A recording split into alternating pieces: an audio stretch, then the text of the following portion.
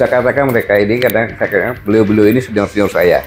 Ya kan. Beliau-beliau ini kan senior-senior saya yang gila semuanya itu. Gila sangat mencintai negara Kesatuan Republik Indonesia. Kesimpulannya, saya berpikiran positif bahwa purnawirawan itu sangat cinta kepada negara dan khawatir beliau tahu situasi ancaman kalau nanti tidak disampaikan, tidak ikut berjuang, maka ketika dibangunkan tadi kan tangannya bicara kayak jadi saksi kan gitu. Jam prajurit tua ini jagoan-jagoan juga. Kalau ada masalah yang menghancurkan negara, nggak usah dipanggil. Cari rampok senjata kita bergerak.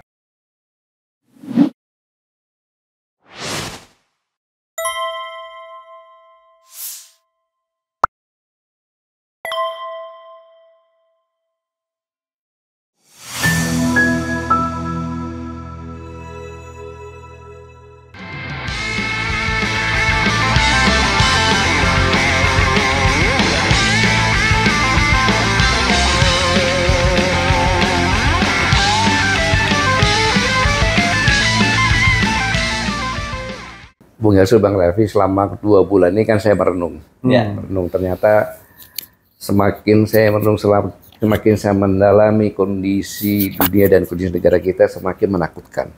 Ya. Rakyat kita sudah 280 juta sekarang. Kemudian kondisi ekonomi kita hanya bagaimana menjual bahan baku, ya kan, kemudian kembali ke sini menjadi pasar karena kita ada banyak. Ketika terjadi perang pasar antara Cina sama Amerika, kemudian Ukraina, semakin Putin juga menyatakan ini, dan kita sama-sama tahu bahwa teori hegemoni yang disampaikan oleh Amerika dengan global paradox, yaitu keterbukaan, demokratisasi, lingkungan hidup, HAM, itu kan semua kan kaidah-kaidah hukum yang ditentukan sebagai polisi dunia. Sekarang ini karena perang berkepanjangan, karena kondisi ekonomi yang sulit menghadapi perang dagang, mereka tidak lagi menjadi polisi gitu kan. Nggak ada polisinya. Nggak ada polisinya gitu kan. Istilahnya. Nah, sekarang ini dampak dari dua kejadian di dunia ini, ada ketidakpastian ke depan bagaimana. Ya kan?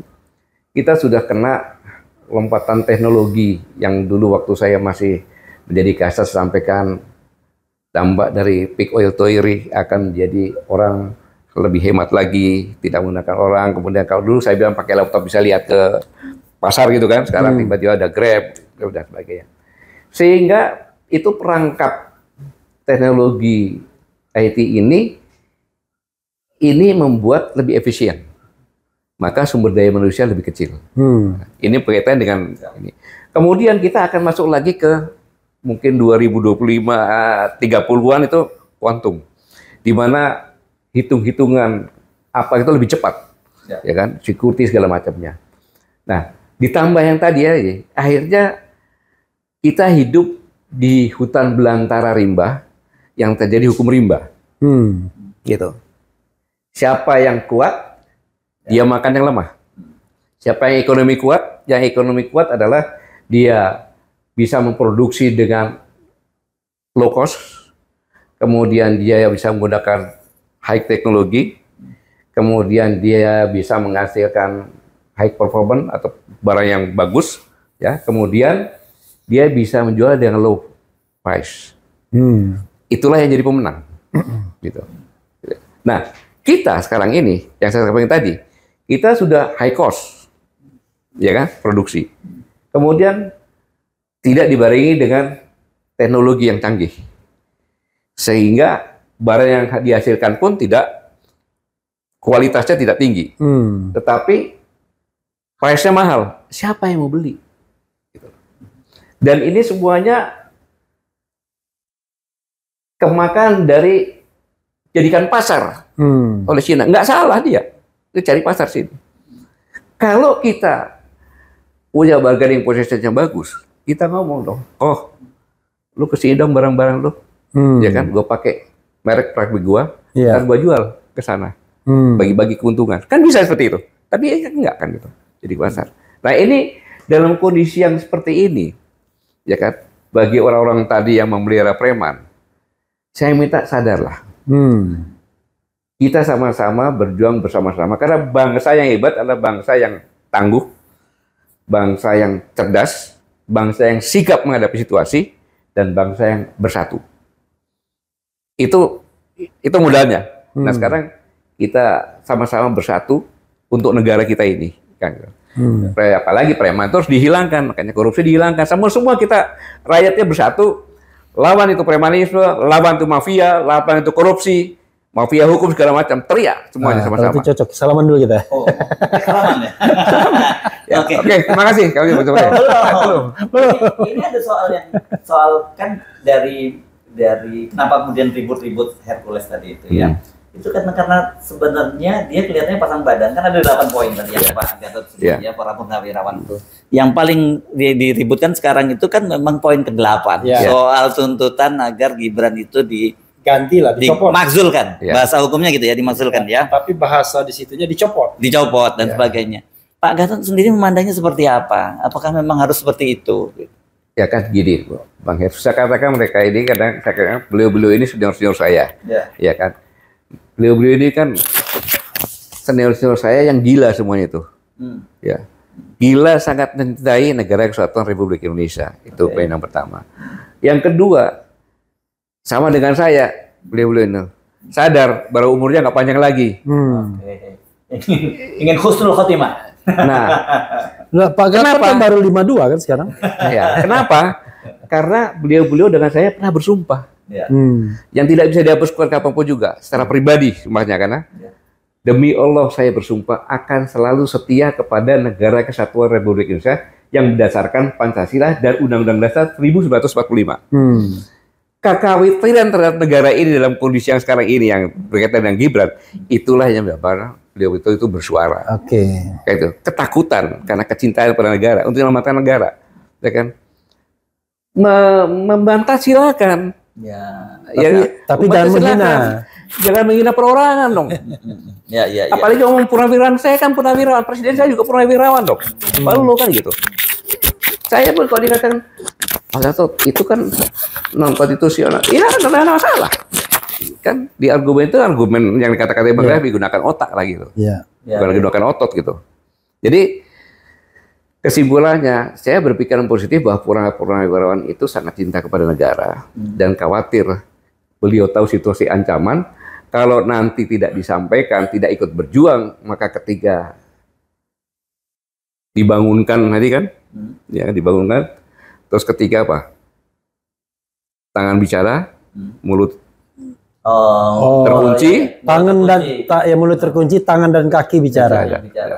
Nah, tangan yang bicara kayak jadi saksi kan gitu. Lagunya Chrisye ini. Lagu Chrisye yang cuma sekali doang dia rekaman. Setelah itu nggak bisa nyanyikan lagi dia.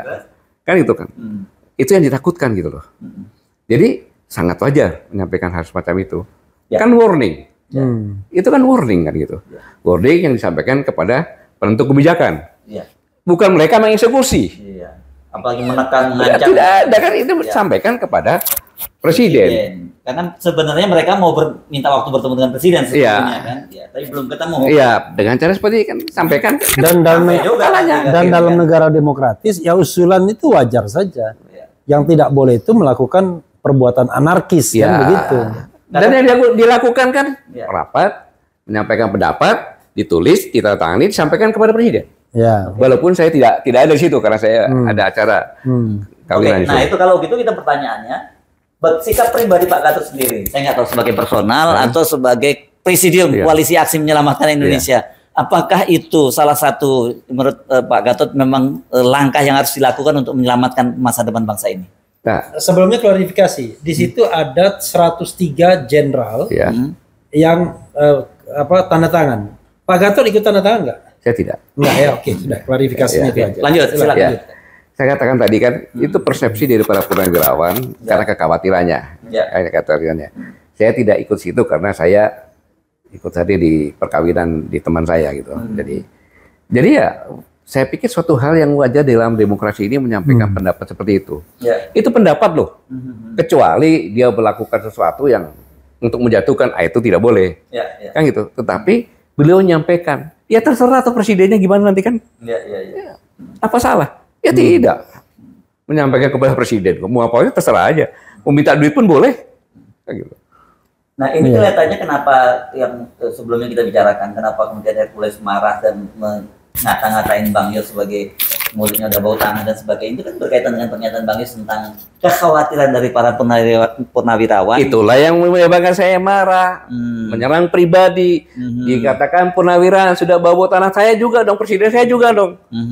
Siapa dia kan gitu. Tapi terkesan dia pengen cari sandaran. Jadi seolah-olah yang diserang ini, yang dikritik ini presiden. Padahal jelas kan poin 8 itu wakil presiden. Ya cara preman kan berarti kan sandarannya kan.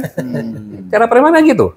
Jamin fitnah kan gitu. Kudeta, mana kudeta mananya? Memanipulasi lah ya, manipulasi berita kan gitu. Iya. Itu kan dia jelas kalau videonya ada. Iya. Kapan Pak Soso mau kudeta sama presiden?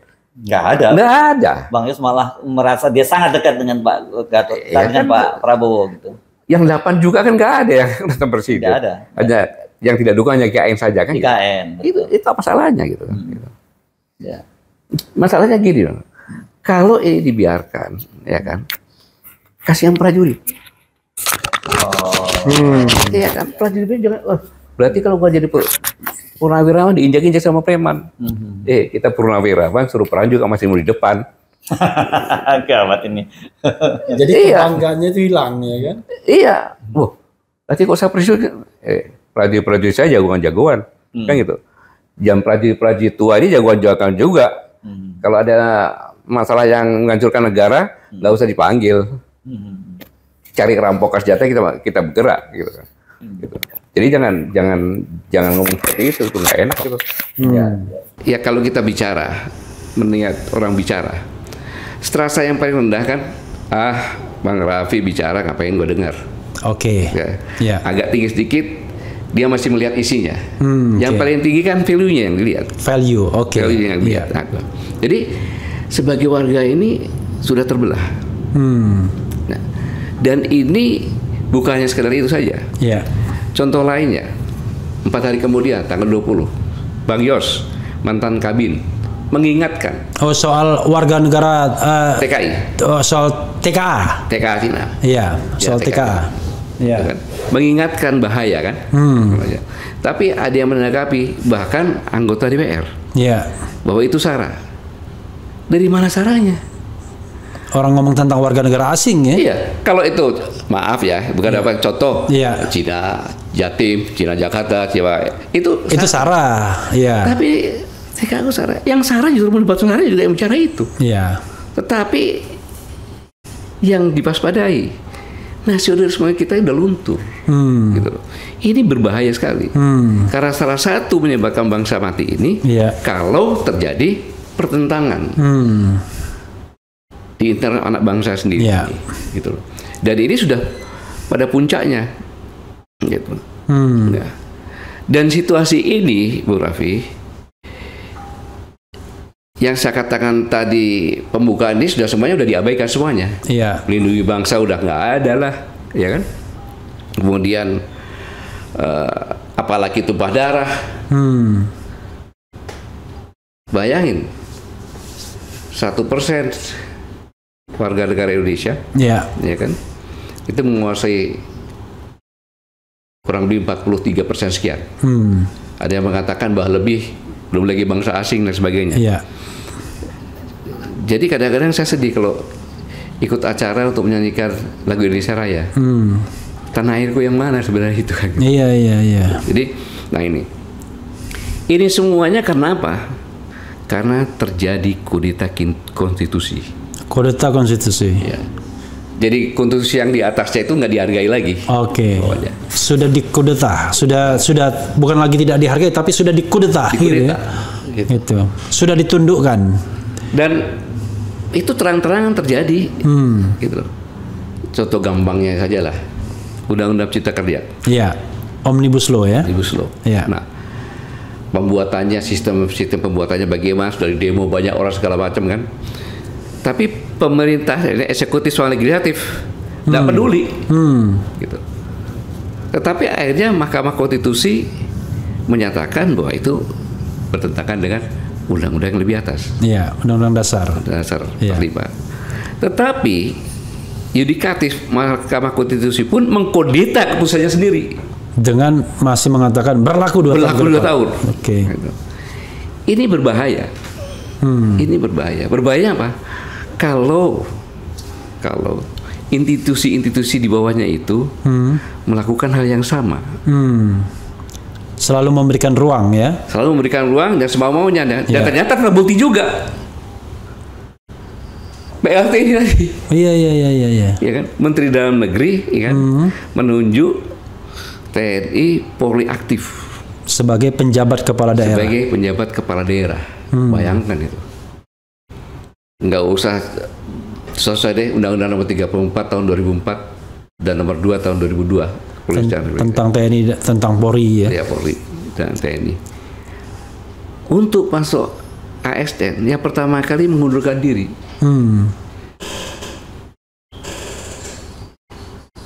Yang dibolehkan jabatan-jabatan di institusi tertentu yang sudah disebut dalam undang-undang ya. Gitu. Mahkamah Agung katanya sebagai hakim militer kan, Lemhanas, Basarnas, kemudian Bakamla, Kemhan otomatis lah itu ya. Jadi itu Mahkamah Konstitusi pun sudah menegaskan ya. Tapi berjalan saja gitu kan.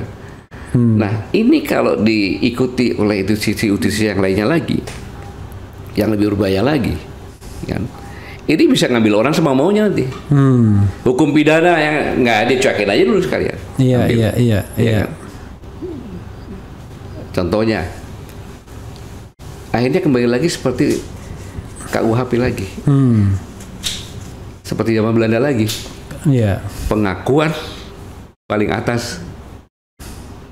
Kan bisa pengakuan kan bisa diplesetkan. Iya. Bisa direkayasa. Contohnya saya kan gitu. Kalau Idul Fitri Idul Adha kan sholat Id di tempat saya kan. Masyarakat sekitarnya ada datang kan gitu. Iya. Ya kadang-kadang adalah makanan, ada sekedar uang gitu kan. Tiba-tiba di situ ada mantan teroris. Iya. Kemudian entah berapa bulan kemudian dia tertangkap lagi dengan aksi teroris lagi. Iya.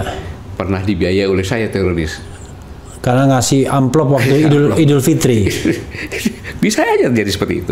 Wah, ini bisa juga ke saya nih. Orang datang sudah mengaku insaf ya kan. Kemudian kita wawancarai, tiba-tiba bikin kejahatan lagi. Berat juga. Tapi kalau koruptor nggak diapa-apain tuh. Ada podcast sama calon koruptor, besok ditangkap. Cuek aja gitu. Ini yang saya katakan ini bisa terjadi seperti itu apabila sejak awal kita tidak ingatkan terus anak bangsa ini bahwa dampak dari itu sangat luar biasa, dan ini dicontohkan oleh suatu negara yang paling tua saya pikir di semangat paling tua di dunia ini, China, gitu, di mana ada dinasti Qin. Dinasti Qin, bukan King. Qin. Ada dua, ada Qin, ada King. Iya, oke. Itu kalau nggak salah 2021 sampai hanya 2006, hanya 15-16 tahun. Oke. Lainnya kan ratusan tahun. Iya. Karena itu, bilang 200 tahun lebih dijajah nggak bisa merdeka. Manusia baik dan meta perjuang dibuktikan adalah bahwa perjuangan itu mulai dari Sabang sampai Merauke ada pahlawan semuanya. Gitu. Tetapi begitu kita bersatu hanya 4 tahun berjuang. Gitu. Sudah itu pecah. Yang lama perjuangan yang lama setelah kita merdeka, menyatukan, mengintegrasikan bangsa ini gitu. Oke, maksudnya setelah 4 tahun itu setelah 45 ya? Ya, kan 28 dulu. 28. 28, ya kan 28. Dari 28 ini, kalau kita hitung 28 hanya 17 tahun. Tapi mulai perjuangannya itu kan 4 tahun. Iya. Sejak Jepang masuk 41 sampai dengan merdeka itu kan 4 tahun 4 tahun. Setelah itu maksudnya setelah kita bersatu ternyata lebih mudah mencapai kemerdekaan. Nah, ini kan sebenarnya semacam sejarah yang mengingatkan bahwa kita sudah punya modal sebagai bangsa yang baik. Orang yang baik-baik, kemudian mempunyai mental pejuang, ya kan? Dan sudah bersatu. Ini dikoyak-koyak. Harusnya kita sadar bahwa ini adalah proksi juga, gitu loh. Sampai sekarang orang mengatakan cebong, orang mengatakan kampret, ada mengatakan kampret, kan gitu. Harusnya mulai sejak sekarang ini, mari kita sama-sama hilangkan itu semuanya. Karena di seluruh dunia, bangsa yang paling majemuk itu ya Indonesia ini. Gitu. Kalau kita mengutamakan perbedaan, tinggal itu waktu aja kita selesai sebagai bangsa ini. Gitu. Seharusnya perbedaan itu kita kikis, ya, dengan mengutamakan kesamaan. Pasti ada perbedaan nantinya. Tetapi perbedaan yang kodrati. Yang sifatnya kodrat ya. Yang saya kodrat itu memang lu kritik, lu lurus kayak gitu. Itu kan ciptaan Tuhan, nggak bisa diapa-apain. Nah itu. Ini yang harus sama-sama pikirkan. Mungkin saya sarankan sekarang kalau ada orang yang ngomong cebong, ada orang ngomong kardun, itu bagian daripada proksi, atau orang yang kualitasnya rendah, ya kan, yang tidak tahu bahwa bangsa ini kalau terpecah itu akan hancur. Makanya kalau lihat kemarin sore pada saat deklarasi, kan itu, kan berpacu dengan waktu itu. Maka sore-sore walaupun tanpa Gibran, dideklarasikan itu. Gitu. Ini ancaman jangan main-main, kan gitu. Dia nggak ngangkat, bisa berubah sekarang ini, kan gitu. Karena Mahkamah Konstitusi apapun yang diputuskan adalah final. Semau dia aja kan gitu. Seperti yang sekarang ini, kalau kita kupas tentang masalah etika moral semuanya kan dilanggar. Dengan melihat sekarang ini begitu diketok, nggak sampai 1 hari jutaan kan yang berkomentar, mengecam semuanya kan gitu. Nah, inilah yang kondisi yang sekarang ini. Ya, tapi kalau jadi mendaftar, bulinya ini bukan ke Mahkamah Konstitusi lagi. Semua orang bulinya ke arah Jokowi. Bukan dalam negeri, luar negeri juga. Gitu. Bagaimana Jokowi pribadi atau Jokowi sekeluarga? Terutama Jokowinya ya. Ya, sekarang begini. Satu orang yang nama Pak Jokowi ini, dia bisa memporak-pandakan PDI Perjuangan di Solo dan di Medan. Sekarang di Jakarta memporak-pandakan negara ini. Kan gitu. Memporak-pandakan negara ini. Kan gitu. Dengan cara seperti ini, gitu. Menarik nih, memporak-porandakan Solo sudah, Medan sudah, dan sekarang negara ini. Di Jakarta negara ini. Mungkin bukan karena ini bukan pemilihan gubernur DKI. Kan gitu. Mengapa demikian? Ya kita kan melihat apa yang dikatakan Pak Yusuf Kalla. Kalau terpilih dilantik sebagai Presiden Wakil Presiden, terus ada berhalangan tetap Pak Prabowo. Ini kata JK kan gitu. Dan itu benar. Bayangkan apa yang terjadi. Padahal Pak Jokowi sendiri pernah bicara dalam satu event di mana di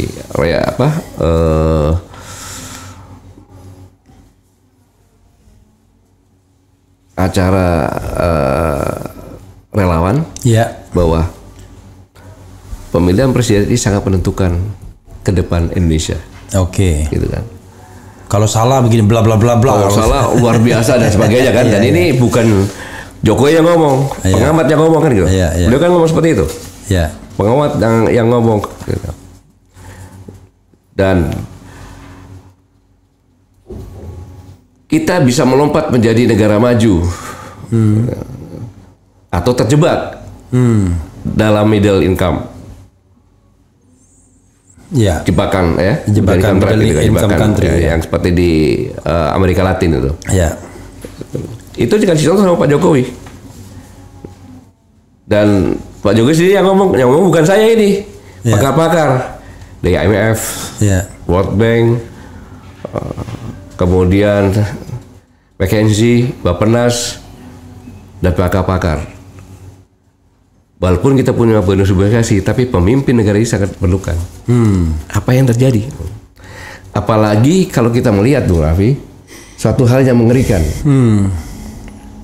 Saya mencari data, dan data ini dari Profesor Weiner, Profesor Weiner dari University of British Columbia. yang mengamati nilai tukar negara-negara, ya, dolar dengan nilai tukar negara-negara. Untuk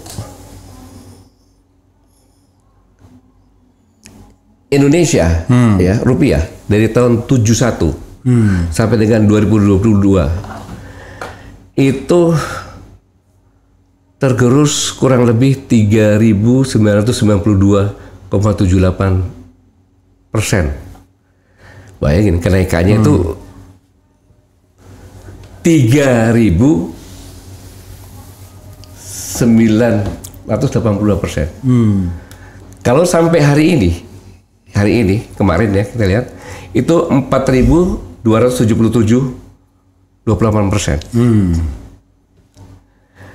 Hanya berkisar 1 tahun saja. Ini kita sudah tekor 284%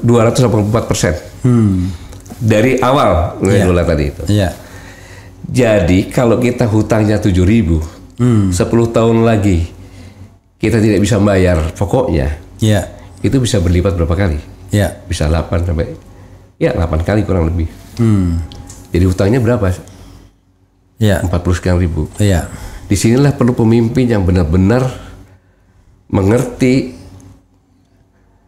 Karena Singapura 71 sampai dengan 22 dia minus 54. 71 sampai 72. Minus 54. Oke.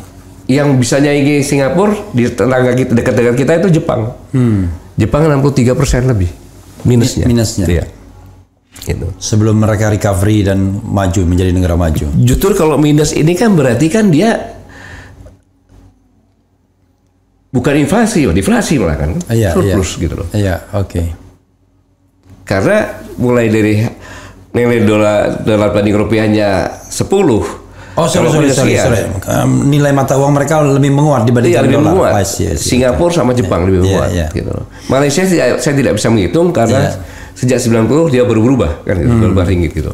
Ini yang sangat benar-benar kita harus menyiapkan pemimpin yang benar-benar mengerti dari berbagai aspek sehingga bisa mengangkat permasalahan-permasalahan yang sangat mendasar.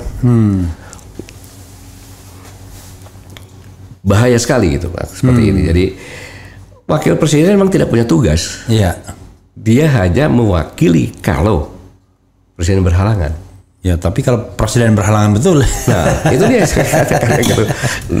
Kita nggak tahu ya soal usia dan lain sebagainya. Tetapi kan usia yang sudah lanjut, kemudian kesehatan itu juga perlu dipertimbangkan kan. Untuk suatu negara jangan coba-coba maksudnya. Oke, jangan main-main. Jadi menghitung dari berbagai aspek. Gitu. Dan yang mengingatkan ini Presiden Republik Indonesia loh. Oke. Yang sudah menjabat sekarang kan. I know. Dia mengingatkan tapi dia coba-coba. Karena jangan salah, dulu Habibie harus jadi presiden kan, Mega harus jadi presiden ketika presiden yang terpilih kemudian di-impeach atau mengundurkan diri. Pak Gatot, ada lagi yang ingin ditambahkan soal Gibran ini. Gini, kita ngomong terus terang aja gini, di samping Prabowo itu kan ada orang-orang yang sebenarnya jauh lebih mumpuni untuk menjadi wapres. Ada Erick Thohir yang sudah siap-siap dengan pundi-pundinya dari awal menjabat Menteri BUMN sudah kampanye ya kan, mau jadi calon presiden. Ini cawapres aja lepas.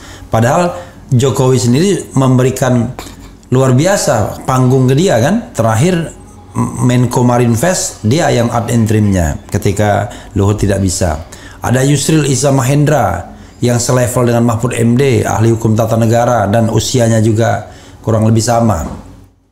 Ada 3 orang yang kurang lebih sama kan, Pak Jimli, Yusril dengan Pak Mahfud.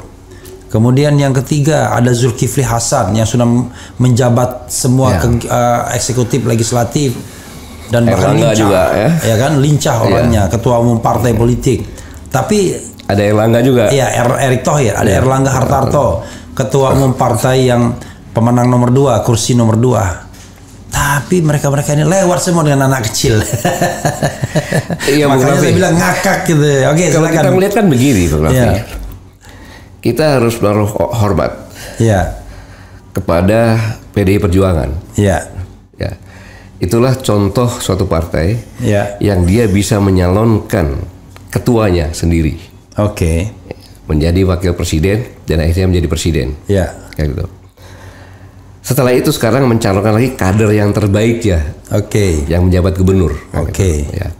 Yang kedua adalah Partai Demokrat. Oke. SBY. Ya. Gitu. Dia buat partai, kemudian dia ketua partai dan dia menyalonkan sendiri. Ya. Itulah sebenarnya partai seperti itu kan gitu. Ya.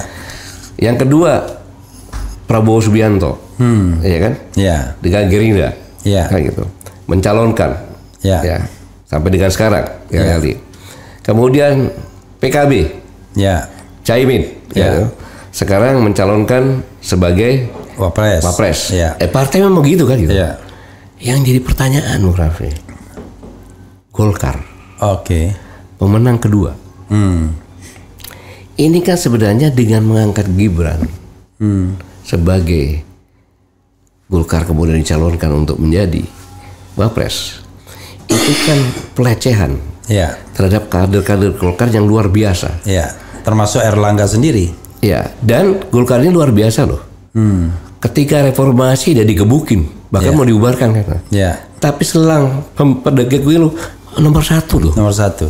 Tahun 1999 digebukin di mana-mana. Iya. Tahun 2004 nomor 1. Nomor 1. Ya. Jadi Golkar itu luar biasa gudangnya kader. Ya. Karena mereka menerapkan. Contohnya saja, sekjennya, Ya. Sekjen TNI Purnawirawan Ludwig Paulus. Ya. Ketika masuk dia nggak diterima. Ya. Lu masuk dulu di bidang pertahanan. Gitu. Setelah masuk di bidang pertahanan, tahun kedua atau ketiga dia masuk ke PLH Ketua Golkar Lampung, baru jadi sekjen, kan gitu. Ini saya tidak mengecilkan generasi muda, tidak mengecilkan Gibran ya. Ya.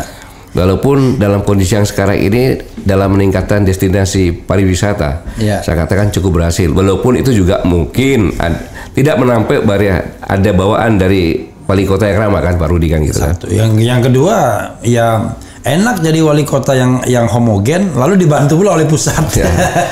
Proyek-proyek pusat kan banyak di sana. Ya. Kemudian pada saat weekend kemarin Airbus, Ya.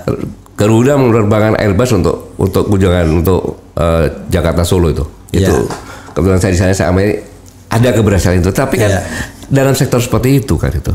Sedangkan Ya siapapun bisa Pak kalau jadi wali kota, tapi kemudian bapaknya presiden, ya kan orang takut semua. ya maksudnya di tempat di daerah yang homogen pula gitu. tapi kan dalam itu kan dia pandai mempermanfaatkan bapaknya itu kan. Bisa juga. Jadi nah tetapi untuk negara ini 270 sebentar lagi 280 juta. Masa presiden nanti waktu pers bilang kalau dia jadi presiden nanti tunggu bapak dulu, nggak mungkin kan? Ini nasib loh. Ya. Nasib rakyat Indonesia loh ini yang itu yang menjadi kekhawatiran kita semuanya gitu.